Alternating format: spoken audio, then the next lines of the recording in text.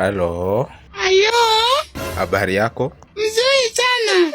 Dadi yako wapi? Dadi yako huko anacheza bano na rafiki yake. Mi naitwa Joseph. Yes, Yusufu baba yake Yesu.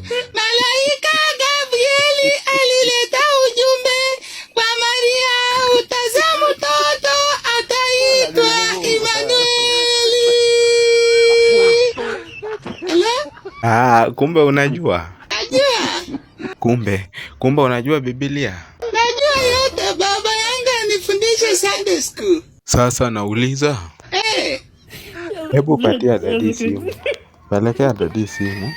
Dadi shika simu, ongea na Uncle Yusufu. Dadi shika. Halo. Halo.